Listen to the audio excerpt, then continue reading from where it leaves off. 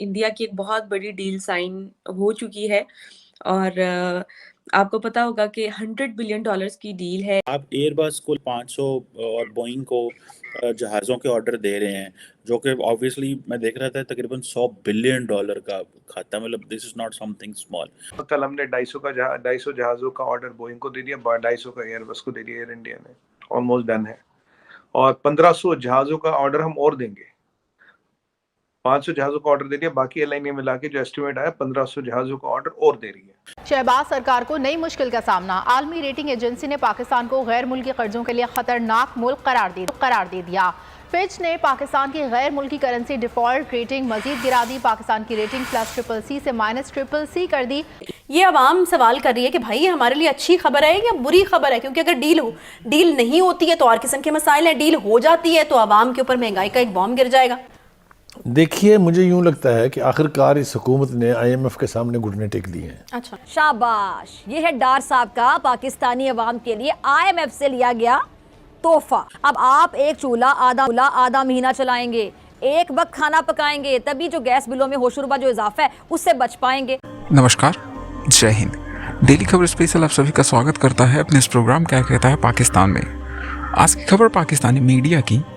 दरअसल हाल ही के दिनों में भारत ने फ्रांस के साथ मिलकर एयर इंडिया और एयरबस का एक समझौता हुआ है, जिसमें कि एयर इंडिया को 270 तकरीबन में फ़्लाइट्स दी है। मतलब वहाँ पर जो टाइप हुआ है वो बनाएंगे, मैन्युफैक्चर करेंगे, जैसे कि तकरीबन $100 बिलियन के आसपास की प्रोजेक्ट है, जिसमें भारत को कुल 470 फ़्लाइट्स मिलेंगे। मतलब वो मैन्युफैक्चरिंग होगा वो मिलेगा भारत को, जिसको लेकर एक ये ऐतिहासिक समझौता माना जा रहा है एयर इंडिया और एयरबस के बीच में, जिसके लिए प्राइम मिनिस्टर मोदी ने तहे दिल से धन्यवाद दिया है दोनों कंपनियों को और अपने मित्र इमैनुअल मैक्रोन को, जो कि फ्रांस के राष्ट्रपति हैं।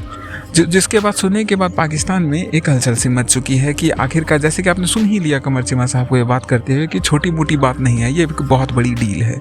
आपको भी पता चल चुका होगा कि $100 बिलियन छोटी चीज़ है, छोटी रकम नहीं होती है।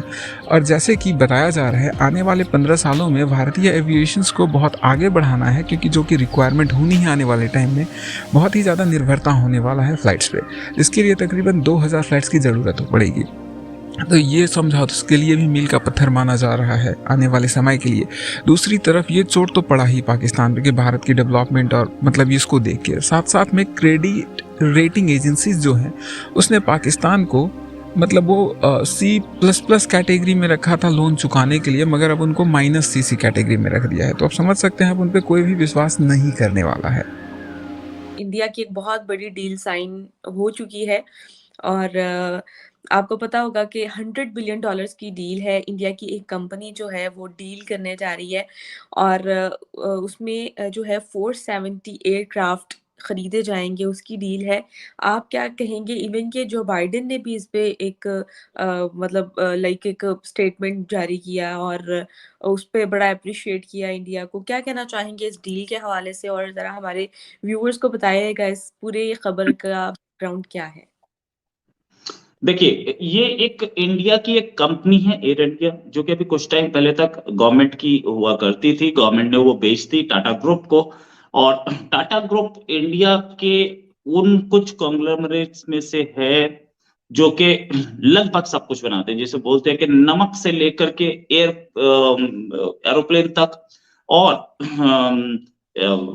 जैसे बोलते हैं कि मतलब एमिनेशन यानी कि डिफेंस इंडस्ट्री से लेकर के सॉफ्टवेयर तक सब कुछ बनाता है।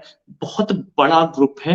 होटल चलाता है, ताज होटल मुंबई में जिस पर अटैक हुआ था वो भी इन्हीं का है।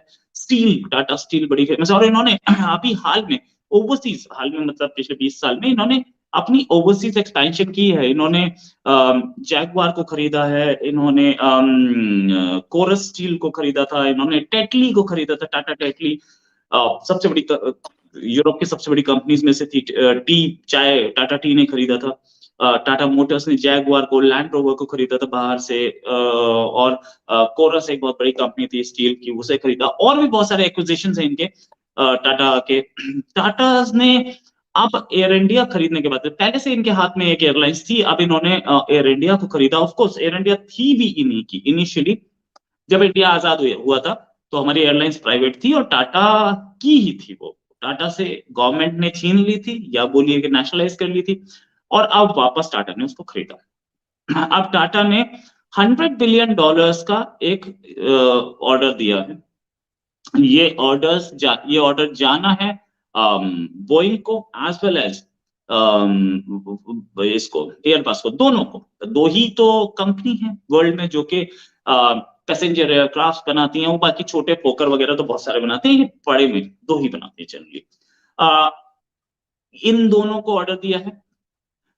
इसमें से ये करीब $100 बिलियन का ऑर्डर है, और इस ऑर्डर में से 250 एयरक्राफ्ट जो है एयरबस ने देने और 220 बोइंग ने देने। अब ये जो इतनी बड़ा ऑर्डर गया है, इससे इसका मैग्नीट्यूड समझिए। इसका मैग्नीट्यूड ये है कि करीब 44 स्टेट्स में, अमेरिका की 50 में से 44 स्टेट्स में 1 million jobs, 10 lakh jobs America में इससे क्रिएट होंगी।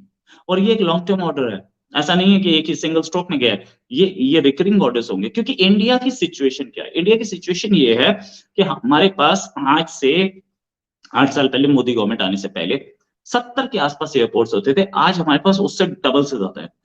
हमारे एयरपोर्ट्स डबल से ज्यादा है, और हमारे जो सिविल एविएशन मिनिस्टर हैं ज्योतिरादित्य सिंधिया, उन्होंने बोला है कि अगले 3-4 साल में ये 200 से ऊपर चले जाएंगे एयरपोर्ट्स।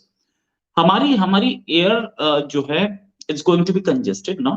हमारा अगर आप देखें तो 1,500, 2,000, 3,000 रुपए में आपको टिकट्स मिल रहे हैं, बाय फ्लाइट के टिकट्स मिल रहे हैं।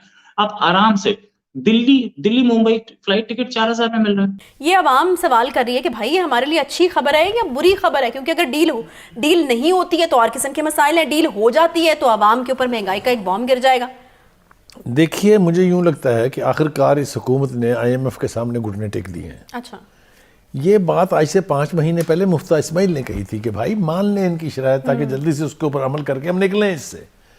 आपने नहीं मानी, आपने इंतजार किया इसहाक डार साहब की तशरीफ लाने का वापस। उन्होंने इसको इकॉनमी को अपनी तरह से देखा। अल्टीमेटली जो कुछ हमें डिक्टेट कराया है IMF ने, हमने उसके सामने जो है वो सर तस्लीम खम कर दिया है। और इसके नतीजे में जो इस कौम के साथ होने वाली है उसका थोड़ी सी झलकें मैं आपको चंद 5 महीने और हमने जाया किए ना उसमें। हमने टाइम वक्त ज़ाया कर दिया। हमने मुफ्ता इस्माइल की बात मान ली होती तो शायद सूरत हाल बेहतरी की तरफ जा रही होती। देखिए, अभी तो आपने कहा ना कि ऑर्डिनेंस ला रहे हैं mini budget is a buzzword. ये जहां सुनाई दे तो समझ ले कि कुछ खौफनाक होने वाला है। ठीक है, अब हम सुन क्या रहे हैं जी कि इसहाक डार साहब ने तो ये दावा किया था कि मैं आ गया हूँ वापस और मैं देख लूँगा जहन्नम में जाए IMF, अगर काम उसके बगैर भी चलाना पड़ा तो चला लेंगे। लेकिन अल्टीमेटली हम गिट्टे गोडे दबा के नीचे बैठ गए हैं और IMF के हुक्म की तामील के लिए हम ऐसी तावीलात लेके आएंगे कि अकल जो है वो दंग रह जाएगी।